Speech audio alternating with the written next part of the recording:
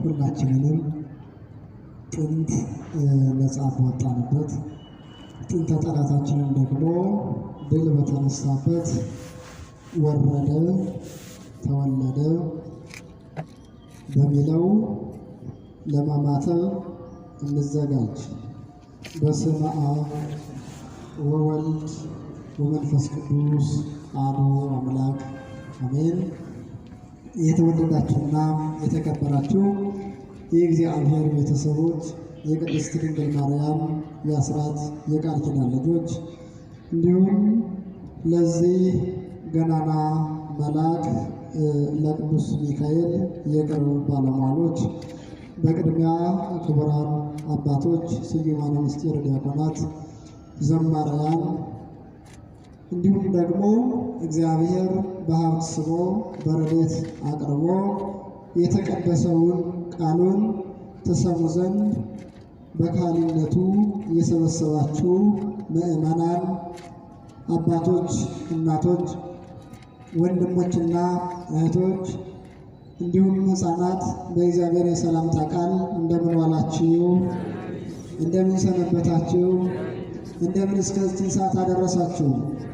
አሜን። ምስጋና የባህሪ ገንዘቡ የሆነ የምስጋና ባለቤት ኢየሱስ ክርስቶስ በአንድነቱ ምንታዌ በሦስትነቱ ረባኤ ሳይኖርበት አንድነቱ ሦስትነቱን ሳይከፋፍለው ሦስትነቱ አንድነቱን ሳይጠቀልለው በአንድነት በሦስትነት በልዑላኑ በመላእክት በትሑታኑ በደቂቀ አዳም ከምድር እስከ ጽርሐ አርያም ሲመሰገን የሚኖር ልዑለ ባሕርይ ኢየሱስ ክርስቶስ ዛሬም ዘወትርም በፈጠረው ስነ ፍጥረት አንደበት ሁሉ ከምድር እስከ ጽርሐ አርያም የተመሰገነ ይሁን።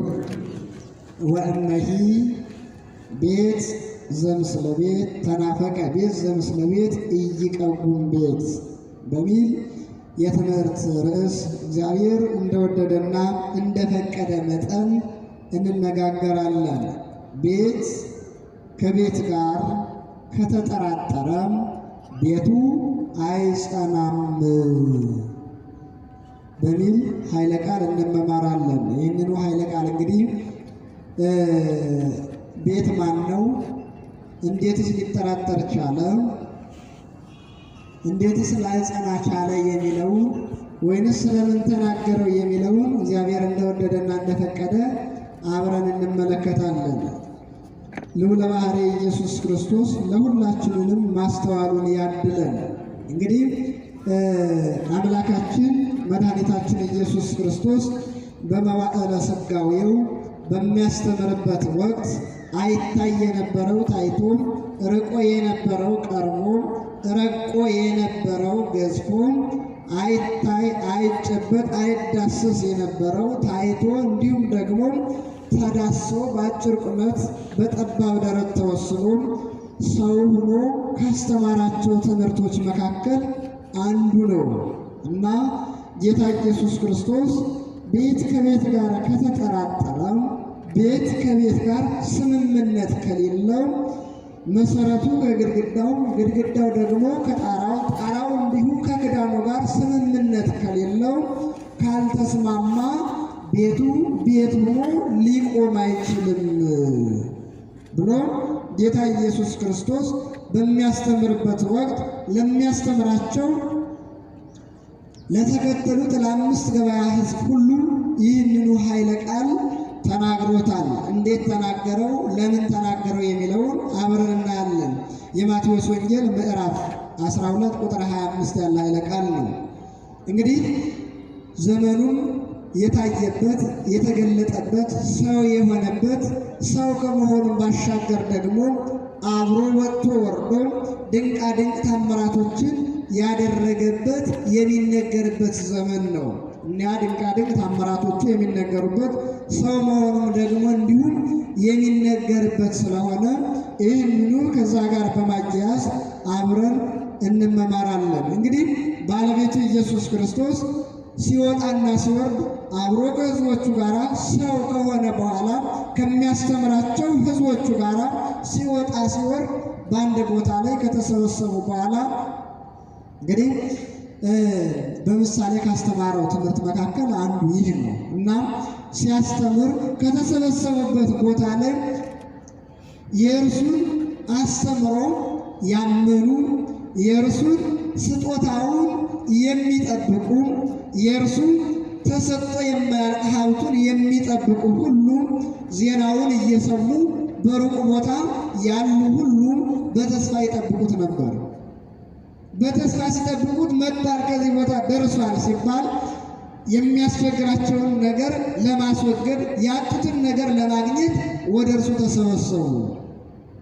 ሊወስዳቸው የሚችል የሌላቸው ያ ማለት እንዲንቀሳቀሱበት የተሰጣቸውን እንዳይንቀሳቀሱ አካላቸውን ሌላ አካል ስለተቆጣጠረው መሄድ የማይችሉ ሁሉ እንዲወስዷቸው ተማጽነው ከእርሱ ዘንድ ደረሱ።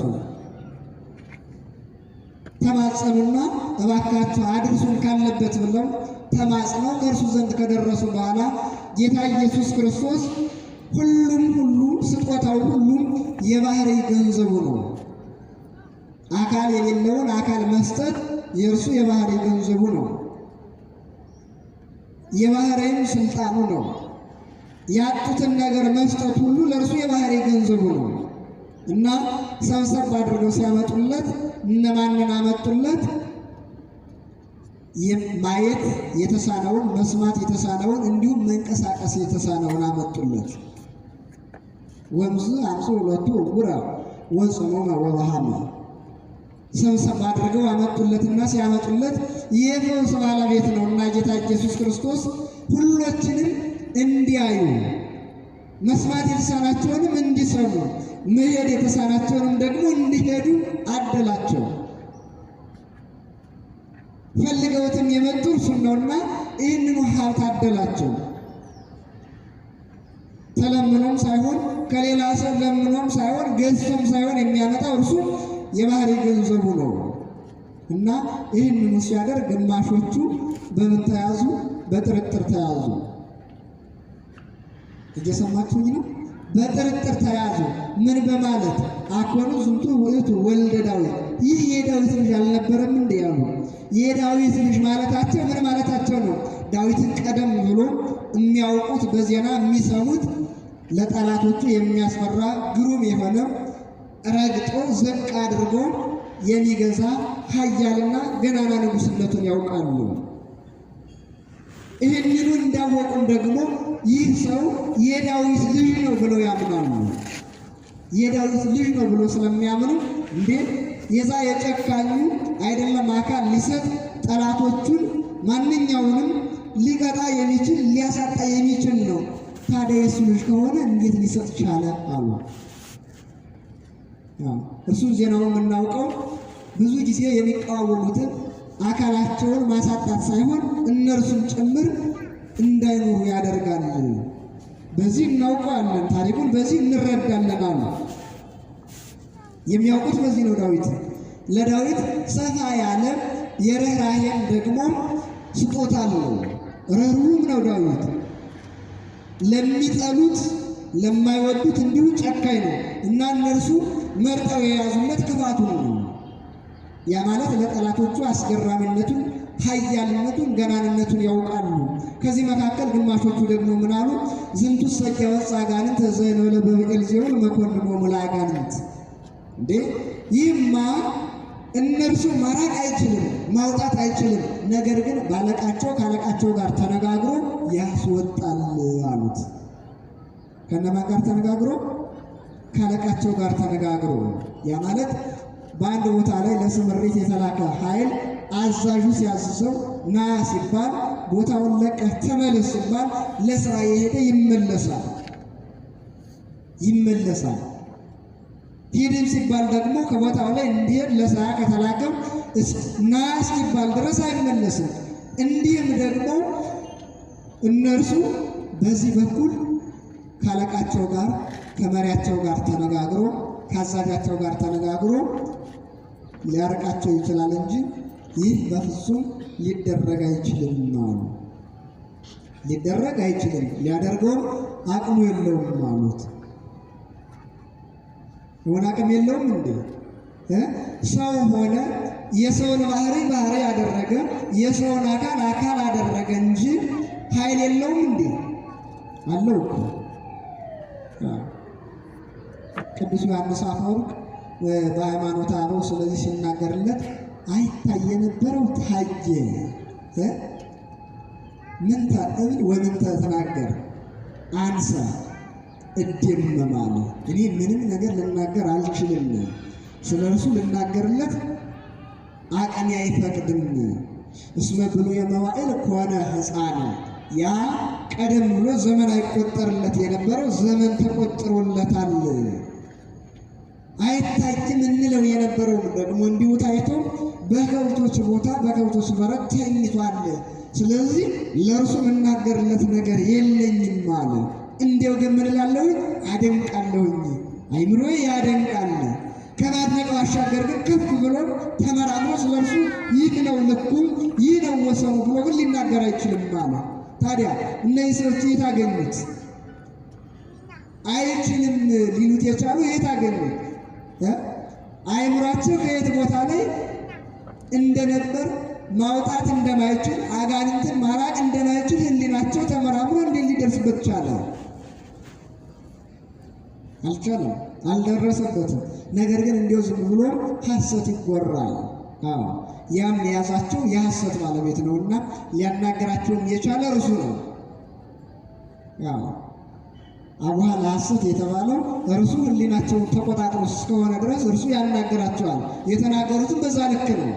ስለዚህ አይቻልም ሲሉ ጌታ ኢየሱስ ክርስቶስ ልቦና ያሰበው ኩላሊት የሚያመላልሰው ሁሉ ስለሚያውቅ የባህሪ አምላክ እንደመሆኑ መጠን እንደኛ ሰው ይሁን እንጂ እኛ በምንወጣበት በምንወርድበት ቦታ ይመላለስ እንጂ እንደኛ ቦታ ተወስኖለት ይቀመጥ እንጂ እርሱ ሰማይ ምድር በእጆቹ ናቸው።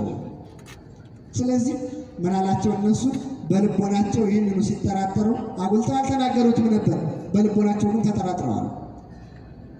አያደርገውም፣ ሊደረግም አይችልም። ከመኳንንታቸው ጋር ከመሪያቸው ጋር ከአለቃቸው ጋር ተነጋግሮ ካልሆነ በቀር ሊያደርጉ አይችልም የሚል በሕሊናቸው ጥርጥር አለ። ይህንኑ ሲናገሩ በልቦናቸው ይህንኑ ሲያመለጩ ጌታ ኢየሱስ ክርስቶስ ምን አላቸው? ኩላ መንግሥት እንተ ትትናፈቅ በበይናቲሃ ኢትጸንዕ የሚለውን ኃይለ ቃል ጨመረ ጌታ ኢየሱስ ክርስቶስ።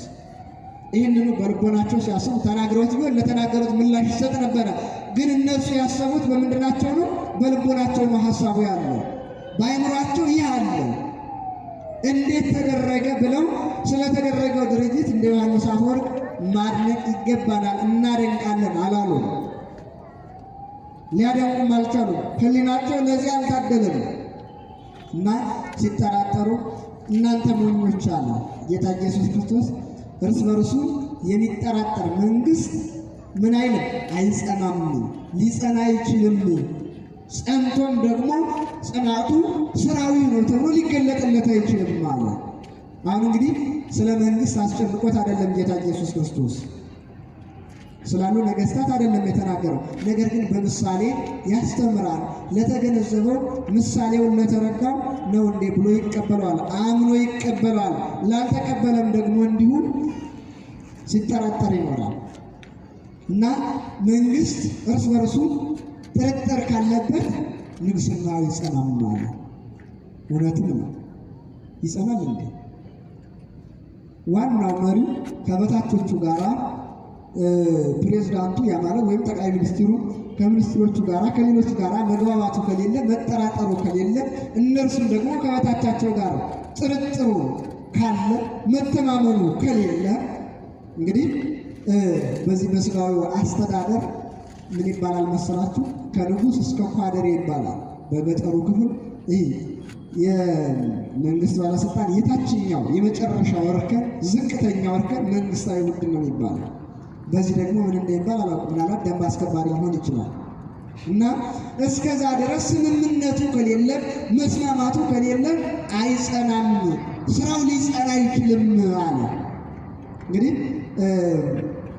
ይህ ምሳሌ ነው ብያቸዋለሁ። ቤተ ክርስቲያን ምን አታስተምርም? ፖለቲካ አታስተምርም። እኔ ፖለቲካ ልናገር ፈልጌም አይደለም። ነገር ግን አምላካዊ ቃሉን ምሳሌ አድርጎ ኢየሱስ ክርስቶስ የተናገረውን በምሳሌያዊ መልኩ አብረን እንመለከተዋለን እንጂ ወንጌል እንዲነገርባት በተፈቀደችው አደባባይ ላይ ሌላ ኃይለ ቃል አይነገርባትም እና ከተጠራጠረ ጥርጥሩ ካለበት አይጸናለትም። እንዲሁ ሲጠራጠር ይኖራል። ያው የሚኖረው የጊዜ ቆይታው አጭር ይሆናል። በዛውም ላይ ደግሞ መስማማቱ ስለሌለ ጸንቶ የሚኖርበት ጊዜ የለውም አላቸው። በዚህ ሲገረሙ ነገሩ አልገባቸውም፣ ግልጽ አልሆነላቸውም። እንዴ አንዳንድ ጊዜ ይቀላቀላል እንዴ ይላሉ። አሁንም ያህሊናቸው አላረፈም። አሁን ስለ ሕሙማኑ ድህነት ሲናገር ቆይቶ ስለ ሕሙማኑ ፈውስ ሲሰጥ ቆየ ከተባለ በኋላ አልፎ ወደ መንግስት ይሄዳል። እንዲያሉ እንዲሁ አይነካካ የለውም። ከመንግስትም ጋር መነካካት ይፈልጋሉ። ህሊናቸው ደግሞ አሁንም ወደዚያ ገሰገሰ እና ይህንኑ ሲሉ አሁንም ደግሞ ቀጠለና ወእመሂ ቤት ዘምስለ ቤት እይቀቡም ቤት መሰረቱ በግድግዳው ግድግዳውም ደግሞ ከጣራው ጋር ጣራው ከክዳኑ ጋር ካልተስማማ ስምምነቱ ከሌለ ቤት ተብሎ አይነገርም ማለት። ቤት የምንለው ሁሉን ነገር አሟልቶ የያዘ ነው። እስከ ደገፋው ድረስ ከመሰረቱ እስከ ግድግዳው እስከ ደገፋው ድረስ እዛም እስከ ክዳኑ ድረስ አለ። ያ ጸንቶ በአንድነት ተባብሮ ሲኖር ምን ይባላል? አንድ ቤት ይባላል። አንድ ቤት ይባላል። ብቻውን እንዲና እንዲህ ካለ ግን ከተወዛወዘ መሰረቱ ግድግዳውን አልቀበልም ካለ ግድግዳውም ደግሞ እንዲሁ ላይ ጣራው አልቀበልም ካለ ቤት ሊሆን ይችላል እንዴ? አይቻልም። ቤት ሊሆን አይችልም። ስለዚህ የእናንተ ህሊናችሁም ደግሞ በዚህ በጥርጥሩ ከቀጠለ የእናንተ ህሊና ቤቱ እንዳልጸና ሁሉ ሀሳባችሁ አይጸናም ሲላቸው ነው እነሱ። ሀሳባችሁ ሊጸናላችሁ ሊደረግላችሁ ሊሆን አይችልም፣ ሊደረግ አይችልም። እንዲሁም ለሰይጣን ምን መንግስት አለው ብትሉኝ ያሉ አባቶቻችን ሲተረጉሙ ምን ንግስና ምን ስልጣን አለውና ምንስ መሪና ተመሪ አለው ብትሉኝ አዎን አላቸው አለ አላቸው። አንዱ መሪያቸው በአንድ ቦታ ላይ ተቀምጦ ለስምሪት ይልካቸዋል። ለስምሪት ይላካሉ። ማን? ረቂቃንም ይሁን ልውሳነ ሥጋ አጋንንት ይላካሉ። በየመሪያቸው ይላካሉ። ተልከው አንዱ ወደ አንድ ቦታ ተላከ። ሶስቱም ሁሉ ሶስቶችን ለየ ራሳቸው የሥራ ስምሪት ሰጥቶ አሰማራቸው። አንዱ ተመለሰና ቶሎ ተመልሶ መጥቶ አስገቡኝ አለ። የሚገርማችሁ ነገር እልፍኝ አስከልካይ ሁሉ አለው። ያ ማለት ጥበቃ ጋርድ አለው፣ እንዳይገቡ የሚከለክል የተፈቀደለትን ግባ የሚል አለና አስገቡኝ አለ። አንዱ መጥቶ ገባና እጅ ነስቶ ምን አድርገህ መጣ ሲባል በአንድ ቦታ ነበርኩኝ፣ ባልና ሚስቱን አጣለች፣ አፋትቼ ወጥቻለሁኝ አለ። በስንት ቀን? በ15 ቀን። እና ይህ ስራ ሆኖ ከደፊት ይዘው ቀረብ እንዲህ አለ። በልቶ ነው በላስወጣል የተባለ። አስቡት እንግዲህ ትዳር የሚመሰረተው በምን እንደሆነ እንዴት እንደሚመሰረት እናንተ ታውቁታላችሁ። ይህንን አድርጌ መጣሁኝ አለ። በሉት አንተ አይገባህም፣ ለአንተ ሹመትም ሽልማትም መሰጠት ቀርቶ አትደነቅም፣ በፍጥነት ቦታውን ለቀህ ውጣ ተባለ። ማነው ይህን ነው የሚያደርገው? የሰማችሁኝ አይደለም? የሚያፋታው ማን ነው? ሊያጋጭ የሚችለው ማን ነው? የሚያጋጨው እርሱ ነው። አንዱን ከአንዱ እንዳያስማማ የሚያደርገውም እርሱ ነው። ሌላው ቀጠልና መጣ። ሲመጣ እንዲሁ ከገባ በኋላ ምን አድርገህ መጣ ሲባል በድንበር ቆይቼ ወንድማማቹን አጣልቼ አጋድያቸው መጣሁ አለ። በስንት ቀን? በ20 ቀን። ለአንተም ይህ ሊሰጥህ አይገባም፣ አይቻልም። ስለዚህ ፈጠን ብላ ቦታውን ልቀቅ ተባለ። ወጣ። ሌላውና ሶስተኛው ሲመጣ ምን አድርገህ መጣ ሲባል እንዲሁ በገዳም ነበርሁኝ አለ። አያችሁት? በገዳም አብሮ ይኖራል፣ በቤተ መንግስትም አብሮ ይኖራል፣ በዚህ በመንፈሳዊው ጉባኤም አብሮ ይኖራል። የሚችለውን ያህል አድርጎ ለመሄድ የተሰጠውን ግዴታውን ተወጥቶ ለመሄድ በሁሉም ቦታ አብሮ አለ። ስለዚህ አብሮ ስለሚኖር በገዳም ነበርኩኝ አለ። ታዲያ በገዳም ስትኖር ምን አድርገህ መጣ ተባለ። ምን አድርገህ መጣ? ሌላው በባህር የነበረም አለ። ነፋስ አስነስቼ የሚሄደውን ሰው ሁሉ በመርከብ ያለው አሰጥሜው መጣሁ ብሎ በ30 ቀን ያርሱም ተማርኳል። እርሱ ግን በገዳም የነበረው ምን አድርገህ መጣ ሲባል 40 ዘመን ዘግቶ የኖረውን በቅቶ የኖረውን የቅርቡንም የሩቁንም ያ ማለት ቀደም ብሎ እርሱ ከመፈጠሩ በፊት የተደረገውን አሁንም ደግሞ ወደፊት የሚደረጉትን ማወቅ የተቻለውን ሀብተ መንፈስ ቅዱስ የተቸረውን ሰው 40 ዘመን ሙሉ ተከታትዬ ዓለማዊ ስራ ሰርቼ ገዳሙን አስለቅቄው መጣሁኝ አለ። አያችሁ፣ ገዳሙን አስለቅቄው መጣሁኝ። ስንት ዘመን ተከታትዬ? 40 ዘመን ተከታትዬ ዓለማዊ ስራ ሰርቼ መንፈሳዊ የነበረውን ሰው ዓለማዊ አድርጌ ትዕግስት ተላብሶ ይኖር የነበረውን ሰው ቁጣ እንዲመላበት አድርጌ ያንን ገዳም ዙሮ እንዳያየው አድርጌ አስወጥቼው መጣሁኝ አለ። አስወጥቼው መጣሁ። ያ ማለት የቀደመ ስራውን በሙሉ ምን አደረጉት? አስተውትኝ ማለት ነው። አስለቀቁትኝ። እንግዲህ ሰው መንፈሳዊ ሕይወት ኑሮት ጉባኤ ይከታተል ከነበረ ያስቀድስ ይቆርብ ከነበረ ምናልባት ገዳም ሄዶ በገዳም ዘግቶ ቢኖር የተሰጠውም አለ። ያ የተሰጠው የራሱ ሀብት ነው። በዚህም ደግሞ አስቀድሶ አስወድሶ እንዲሁም ደግሞ የተቻለውን ያህል አድርጎ እንዲኖር መንግሥተ ሰማያትን እንዲወርስ ባለቤቱ ኢየሱስ ክርስቶስ ፈቅዷል። እስመ ውሉደ ዓለም ይጠበቡ በዓለሞሙ እሙሉደ ብርሃን። የዚህ ዓለም ሰዎች ከባሕታውያን ከገዳማውያን ይልቅ እነርሱ ጥበበኞች ናቸው፣ ይጠበባሉ። እሙሉደ ብርሃን ማለት ከብርሃን ልጆች ከባሕታውያን ይልቅ እነርሱ ምን ይላሉ? ይጠበባሉ አለ። ለምን? ዓለሙ ሳይቀርባቸው በዓለም ኑረው የዓለምን ፍላጎት በመጠኑ አሟልተው ዓለም የምትፈልገውን አድርገው ስጋዊ ፍላጎታቸውን ፈጽመው መንፈሳዊ ግዴታቸውን ደግሞ ተወጥተው በዚህ ዓለም የሚኖሩ እነርሱ ከነዚያ ልክ ተጠበቡ አለ። እንግዲህ እኛ 40 ዘመን የሚሆን ከዛ በላይ በገዳም የሚኖሩት ሁሉን ነገር ትተው ነው። የሰውን ድምፅ ከመስማት አካሉንም ከማየት ርቀው ነው የሚኖሩ። በዚህ ዓለም የምንኖር ደግሞ የዓለሙን ፍላጎት ሁሉ አሟልተን ነው የምንኖር። ነገር ግን ዓለማዊ ፍላጎት ሳይገታን፣ ዓለማዊ ፍላጎታችን ሳያሸንፈን፣ ድል ሳይነሳን እርሱን ድል አድርገን በዚህ ዓለም የምንኖር ከነዚያ ልክ እነርሱ ይጠበባሉ አለ እና ይህንኑ አድርጎ የሚኖረውን ርቆ የሚኖረውን አስወጥቼው መጣሁኝ ሲል ላንተ በእውነት ዘውድ ይገባሃል፣ ንግስና ይገባሃል ብሎ ከወንበሩ ሲያስቀምጠው አየሁኝ ያለ ባይተው አየሁኝ አለ እና በዚህ ሰዓት እነርሱ ሲጠራጠሩ መንግስቱ ይህ ነው፣ አንዱ በአንዱ ላይ ያደረውን ርኩስ መንፈስ ያ መሪው ራሱ ርኩስ መንፈስ እንደመሆኑ መጠን እርሱ ካስወጣው ሌላ ቦታም ለስምሪት ሲልከው ያንን ግዳጅ ሊወጣ አይችልም። ስለዚህ ከተጠራጠረ እነርሱ እንዴት ሊጸኑ ይችላሉ? በሰው ልጅ ላይ እንዴት ጸንተው ሊኖሩ ይችላሉ ማለቸው። ሊጸኑ አይችሉም፣ ጸንተው ሊኖሩ አይችሉም። ያ ሂድና አንዱን ያዝና ያንተን ፍላጎት አስፈጽመው፣ ሰብአዊ ባህሪውን አስነስተህ በእንስሳዊ ባህሪ እንዲንቀሳቀስ አድርገው ተብሎ የተላከው አይደል? አዎ፣ ሰብአዊ ባህሪውን አስነስተህ በሰብአዊ ባህሪው እንዳይንቀሳቀስ አድርገህ በእንስሳዊ ባህሪው እንዲንቀሳቀስ አድርገው ተብሎ የተላከው። ነገር ግን ነገ መጥቶ ውጣ የሚለው ከሆነ እንዴት ሊጸና ይችላል? ነገ ስራውን እንዴት ሊፈጽም ይችላል አላቸው። ነገር ግን ያ ምሳሌው ግልጽ አልሆነላቸው እና ግልጽ ያልሆነላቸው በዚህ ሲጠራጠሩ ቤትም እንዲሁ ሊጸና አይችልም።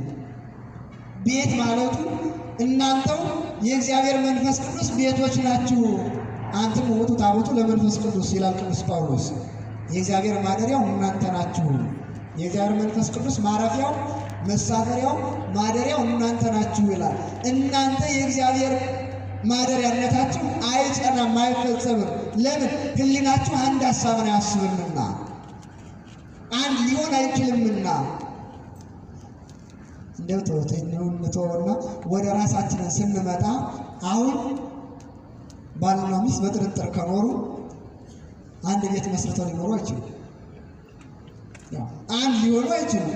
ወደፊት ሊቀጥሉ አንድ ሆነው ትዳራቸውን ሊመሩ አይችሉም። ለምን? ይጠራጠራሉ። ምናልባት ለስራ አምሽቶ ከመጣ እስካሁን ምን ስታረግ አመሸ፣ እስካሁን የትራንስፖርት ችግር ነው እንዲህ ሊያስመሽ ይችላል። ስራ እጄ ነው ካለች ከጎረቤት እጄ ነው ምን ልታረግ ይሄድሽ? በዚህ ሰዓት ይገዳል ወይ? እስከዚህ ሰዓት ይቆያል ወይ? ምናልባት ከራሴ ነው ልብስ ገዝቼ መጣሁ ከተባለ እንዴት ማን ነው የገዛው ብሎ ይጠይቃል። እስከዚህ ሰዓት ስለምን ቆየሽ፣ ለምን ቆየህ ብሎ ይቆጣል። በዚህ አግባብ ካሉ አብረው ሊቀጥሉ አይችሉም።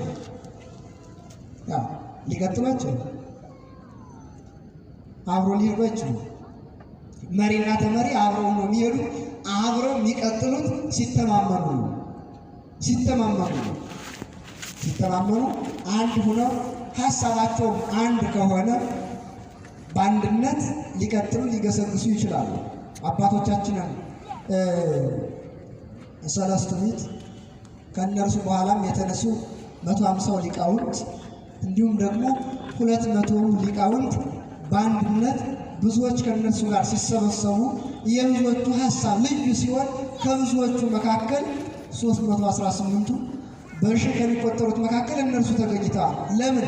ሀሳባቸው እግዚአብሔር መንፈስ ቅዱስ የሰጣቸውን ተጠቅመው ያንን ሕሊናቸውን ተጠቅመው ሀሳባቸው አንድ ነው።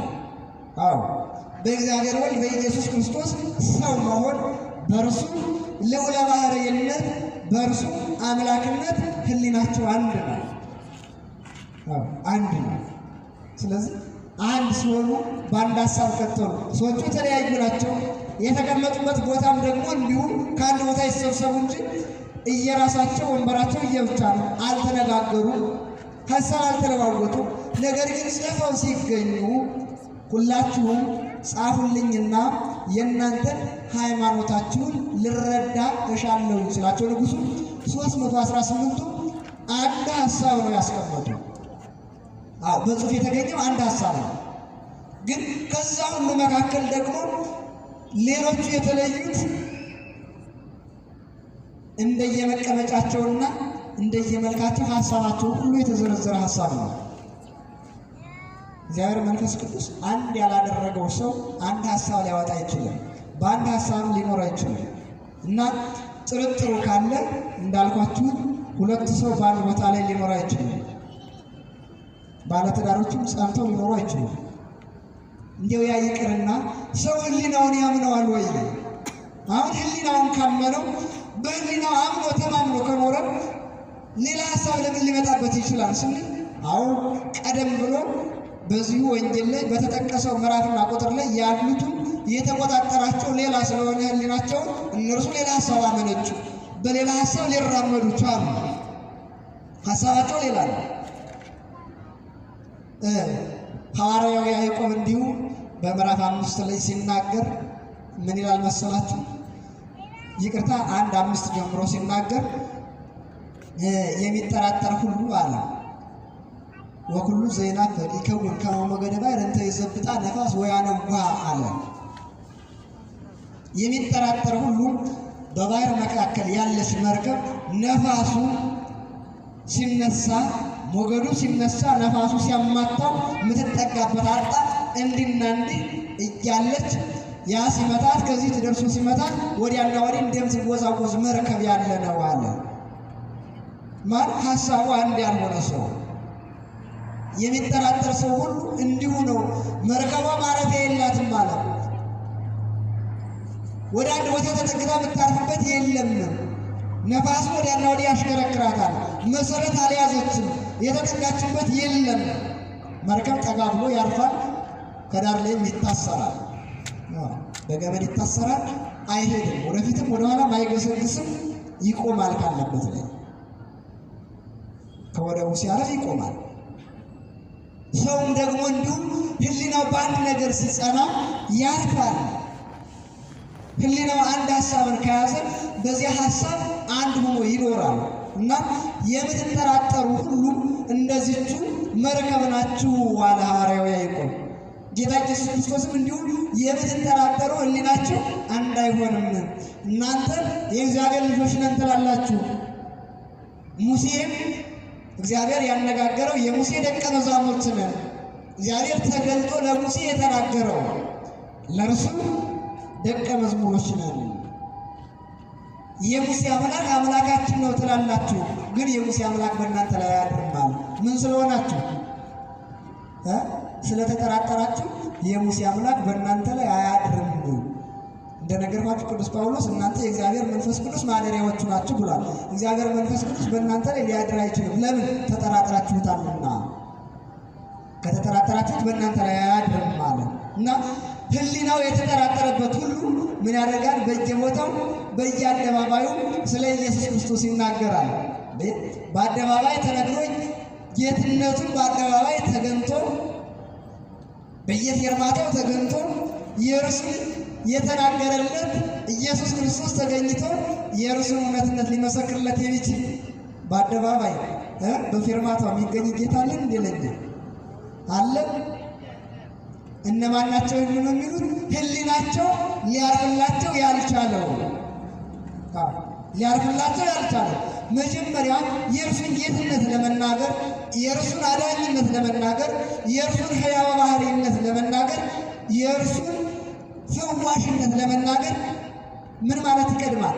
ምን መሆኑን ማመን ይቀድማል። ሰው ሆኖ መገለጡን ማየት፣ ህሊና መረዳት ይቀድማል።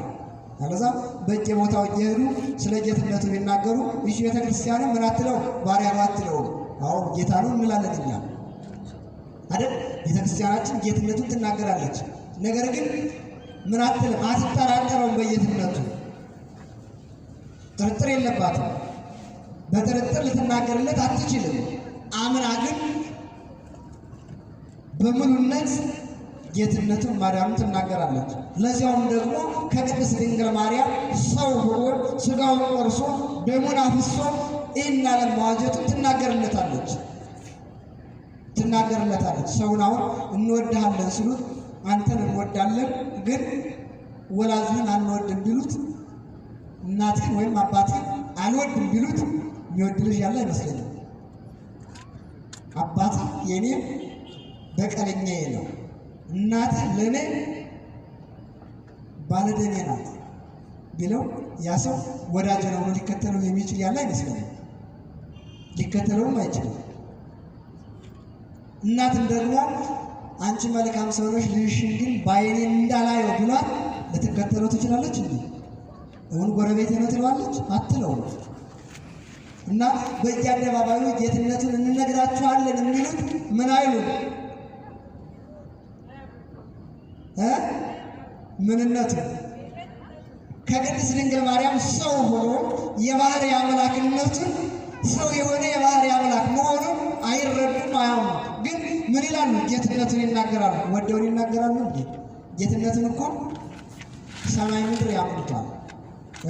አጋንንቱም ጌትነቱን ተረድተው የሚያመሰግኑበት ሰዓትና ጊዜ አላቸው።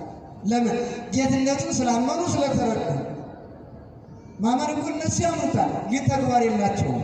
አጋንንት ሰዓት ቆርጠው ሰዓት ኑሯቸው እርሱ የሚያመሰግኑበት ጊዜ አላቸው። ለምን? ጌትነቱን ስለተረዱ።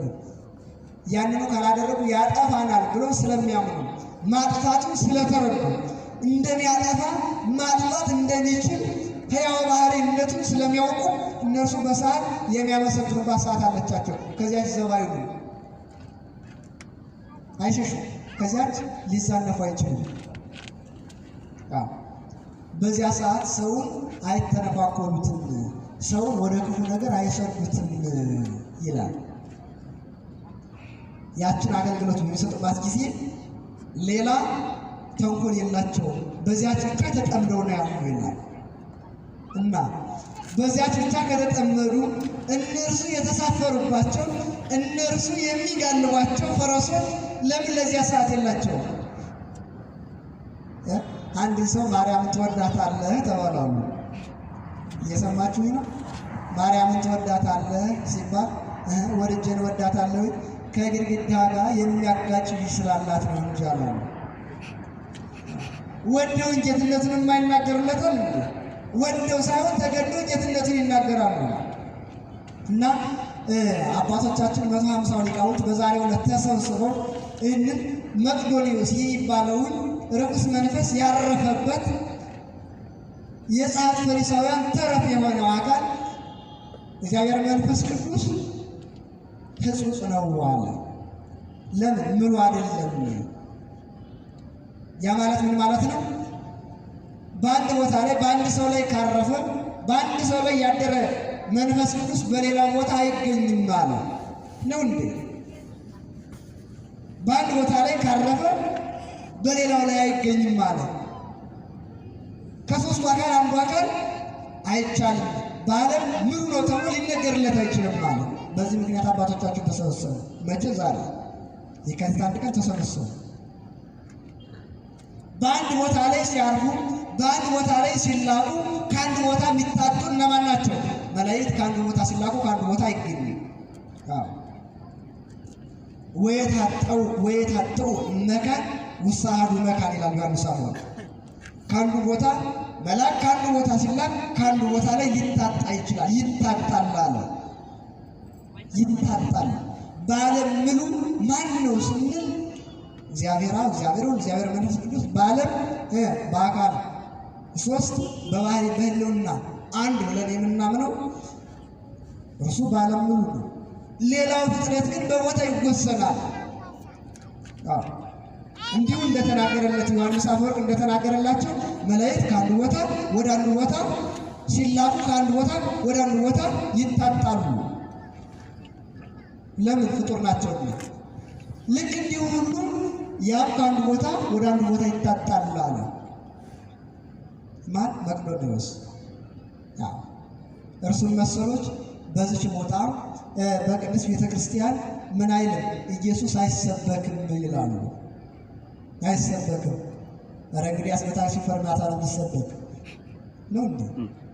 በፈርማታው ነው የሚሰበከው እንዴ? ክርስቶስ የምትሰብክለት የምትናገርለት እንደውም ማናት ከተባለ ቅድስት ቤተክርስቲያን የምትናገርለት ከመሰረቱ ጀምራ እስከ ጉልላቱ የምትናገርለት የምትመሰክርለት ማናት? ጥርጥር የሌለባት ቅድስት ቤተክርስቲያን የምትመሰክርለት። ለዓለም ሁሉ ሰላምን ስጥ፣ ለተጨነቁ ሁሉ እረፍትን አድላቸው፣ ወንዞችን በአቅናቸው ምላ፣ የተቸገሩትንም ደግሞ በቸርነት ጎብኛቸው። በዚህች ዓመት የሚያፈራውን ዝናቡን ሁሉ በጊዜው ስጥ ብላ የምትለምንለት እኮ የምትናገርለት ለዓለም ምሕረትን የምትለምን ማናት? ቅድስት ቤተክርስቲያን ናት። አንድነቱን ሶስትነቱን የምትናገርለት ሰው መሆኑ የምትናገርለት ቅድስት ቤተክርስቲያን ናት። ግን ግማሽ አካሉ ሕያው ግማሽ አካሉ ንቁት በሰው ባህሪ የሚንቀሳቀሰው ደግሞ ከኛ ቤት ብቻ ይነገራል። ከኛ ቤት ብቻ ምን ይላል? ይሰበካል። አሁን ስሙ እነርሱ ብቻ ስለሚናገሩት የኛ ብቻ መስሎ ስለሚታያቸው አሁን ሰው ኢየሱስ የሚባለውን ቃል ለመናገር ያፍራል። ለምን? ኢየሱስ ጌታ ነው አዳኝ ነው ብሎ በየአደባባዩ ሲለፈልፉት ስለሚሰማ እሱንም ኢየሱስን ካለ ሰው እንዲህ ብሎ ይደነግጣል። ሰው ድንግጥ ይላል። ለምን? እነርሱ በየአደባባዩ ስለሚለፈልፉት ነው። እንግዲያው ሌላ ስም እኮ ያ ስም የቅድስት ቤተክርስቲያኒቱ የምትገለገልበት የምታገለግለው የምትጠራው የሕያው ባህሪ የኢየሱስ ክርስቶስ ስም ነው። መድኃኒት የሚለው ስሙ ነው። ነገር ግን ያንን መድኃኒት የሚለውን ሰው ብሎ የሚጠራውን መድኃኒት እርሱ እንደሆነ የሚያምነውን እንዳንናገር እንድናፍር ይመስላቸዋል። ግን ኢየሱስ የዚህ ቤተ ክርስቲያን መሰረቷ ጉልላቷ ሁለንተናዋ ነው። ስንናገር ሳንጠራጠር ሳንከፍል እንናገርለታለን። ሳትከፍል ቤተ ክርስቲያናቱ ታስተምርለታለች፣ ስሙን ትነግራለች። እና ይህንኑ የምታደርጉ ከሆነ አትጸኑም። እናንተ የእግዚአብሔር ቤተሰቦች ነን ብላችሁ ነው የምትናገሩ። ነገር ግን ቤተሰብነታችሁ አይጸናም፣ አይፈጸም፣ አይደረግም። ንጉሥ ከተደላደለ በኋላ መንግስቱ እስከሚደላደል ድረስ ሌባ ወንበዴ ሁሉ ይከተለዋል። ተጠግቶ ጥግ አድርጎ ለመዝረፍ ይከተለዋል። ከተደላደለ በኋላ መንግስቱ ስር ከያዘ በኋላ ግን ሌባ እከተላለሁ የሚለው ሁሉ ሌብነቱ ከታወቀ ሊከተለው አይችልም። ወደሚቀጣበት ቦታ ይወርዳል። ስለዚህ እናንተም ደግሞ በፍጻሜው ያ ማለት በዕለተ ዓርብ ሲፈጸም ቤተሰብነታችሁ አይጸናም። በዕለተ ዓርብ ይፈጸማል። የዚህ ዓለም ጉዞ በዚህ ዓለም ሲያደርገው የነበረ ሲያስተምረው የነበረ አስተምሮ ሁሉ በትንሣኤ ይፈጸማል። በዛ ጊዜ እናንተ ቤተሰብነታችሁ አይጸናም፣ አይፈጸምም። ሌባ ወንበዴ መንግስትም ይከተለው እስኪደላደል ድረስ ነው። ከተደላደለ በኋላ መንግስትም ሌባውን አይሻውም፣ አይወደውም፣ አያስከትለው። ስለዚህ እናንተም ደግሞ ከዛ በፊት እንኳን አረፍተ ዘመን ቢገታችሁ ቤተሰብነታችሁ ቢፈጸምላችሁ አይምሯችሁ ሲያምን ነው። አረፍተ ዘመን እንግዲህ ጌታ ኢየሱስ ክርስቶስ በዚህ ዓለም ሲያስተምር በነበረበት ጊዜ ሲከተል የነበረው ሁሉም እስከ ትንሣኤ አልቆየም። የቆዩ ያደላቸው ናቸው። አረፍተ ዘመኑ ያልገታቸው እሱ የፈቀደላቸው ናቸው። ዘመናቸው ያልተፈጸመ ግን ዘመናችሁ ሲፈጸም ቤተሰብነታችሁ እንዲጸና ያች የጥንት ማረፊያ ቦታችሁ የመከራ ቦታችሁ እንዳታገኛችሁ አይምሯችሁ ምን ይበል? አንዱን አይጠራጠሩ። አይጠራጠር። ያጋንንት ገዣቸው የመሪያቸው መሪ የመሪያቸው ፈጣሪ እንጂ ከነርሱ ጋር ተነጋግሮ ተደራድሮ የሚያወጣቸው አይደለሁኝም አለ። አይደለሁኝም። ያ ከሆነ ቤተሰብነታችሁ አይጸናም፣ አይፈጸምም። እንዲፈጸምላችሁ አእምሯችሁ ይመን። ለሁላችንም በእውነት አእምሯችንን አሜን ብሎ እንዲቀበልልን ኢየሱስ ክርስቶስ ይፍቀድልን። ሌላው አይደለም። ሰው ሕሊናው ከተጠራጠረ ሊጎዳው የሚችለው የእርሱ የሕሊናው መታወቅ ብቻ ነው። ሌላ ይጎዳው እና ጌታ ኢየሱስ ክርስቶስ በዚህ በዮሐንስ ራእይ ላይ ዮሐንስን ጻፍለት ብሎ ለኤፌሶን መሪ የኤፌሶንን ምዕመናን የሚመራውን ለእርሱ ጻፍለት ተብሎ ዮሐንስ ደብዳቤ ይጽፍለታል። ከአንድ ቦታ ሰው ወደ አንድ ቦታ ምን ይልካል? በፖስታ ደብዳቤ ይልካል ደብዳቤ።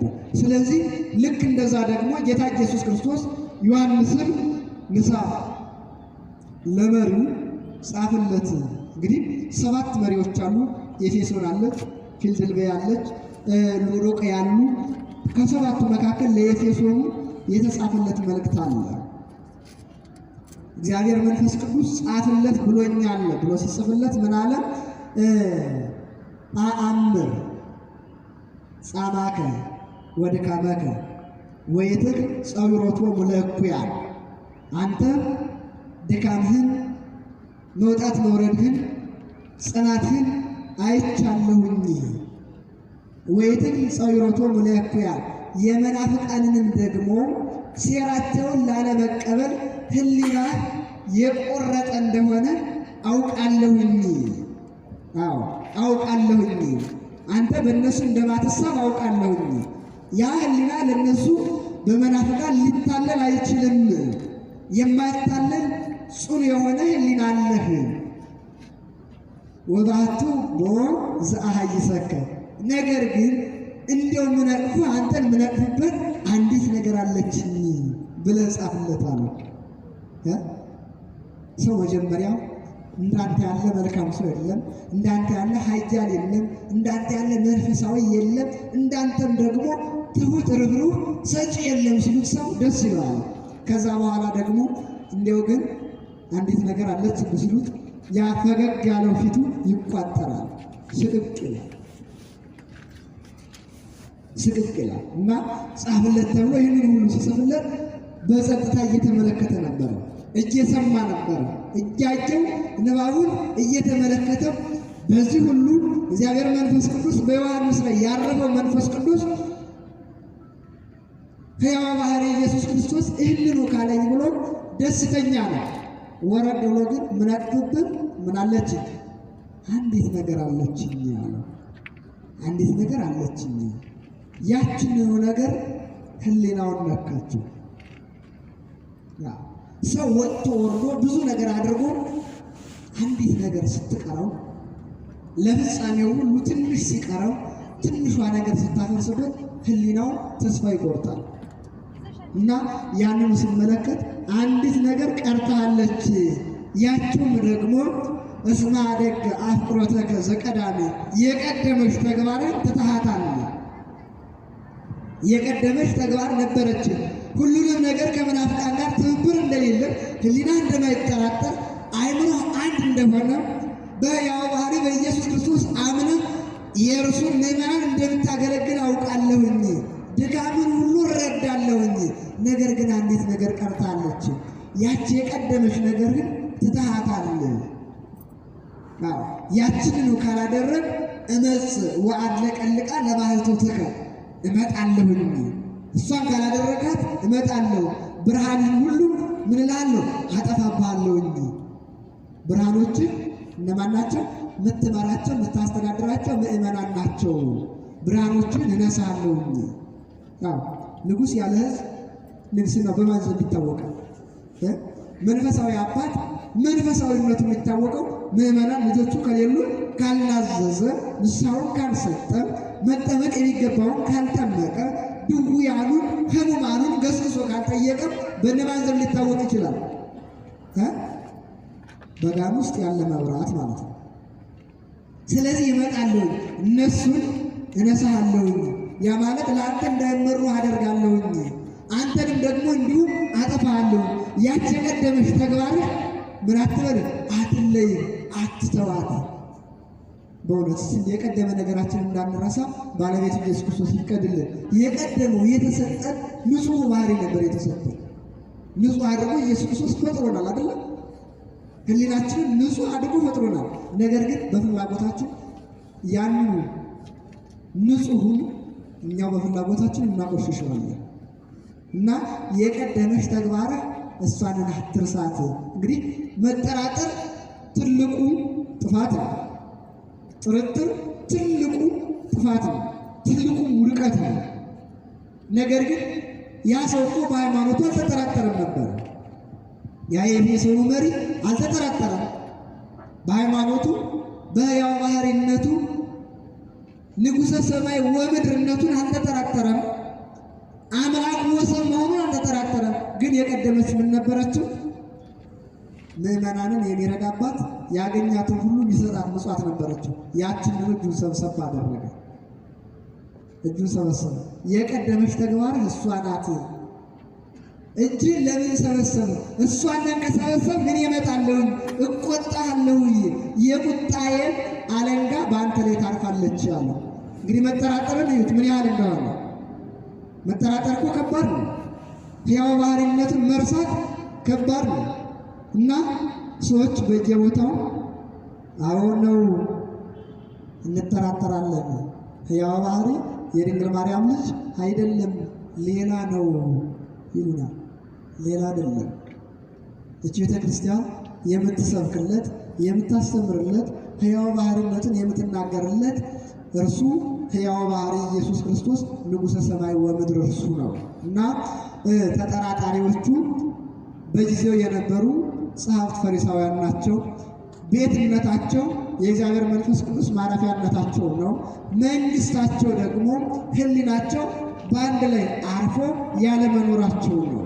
እኛም ሁላችንንም ህሊናችንን አምኖ ካልተቀበለ በጥርጥር ከኖርን ሕያው ባሕርይነቱን ካላመንን የእርሱን የኢየሱስ ክርስቶስ አድኖቱን ካልተቀበል ቤተሰብነታችን ይቋረጣል ማለት ነው እና አምነን ተቀብለነው ቤተሰብነታችን ጸንቶ ሕያው ባሕርይ ኢየሱስ ክርስቶስ እናንተና እኔ ሳንዘጋጅ ያዘጋጀልን መንግስቱን እንወርስ ዘንድ ኢየሱስ ክርስቶስ ይፍቀድልን።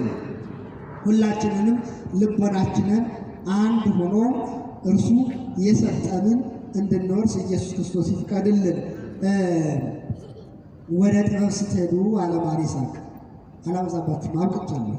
ወደ ጥበብ ስትሄዱ ልቦናችሁ አንድ ይሁን። ልቦናችሁ አንድ ይሁን። ኩን ከመ ዘይዘር ወይዐርር ወይዐጽድ፣ እንደሚዘራ እንደሚያጭድ ሁን፣ እንደሚሰበስብ ሁን። ጥበብን ፍለጋ ስትሄድ፣ ጥበብ ማለት ኢየሱስ ክርስቶስ ነው። እርሱን ፍለጋ ስንመጣ ልቦናችንን አንድ ሆኖ እርሱን ለምነን የልቦናችንን መሻት እንዲፈጽምልን ኢየሱስ ክርስቶስ ይፍቀድልን። ያስተማረን፣ የመከረን፣ የገሰጸን ልዑለ ባሕርይ ኢየሱስ ክርስቶስ ስሙ ለዘላለም የተመሰገነ ይሁን። ስብሐት ለእግዚአብሔር።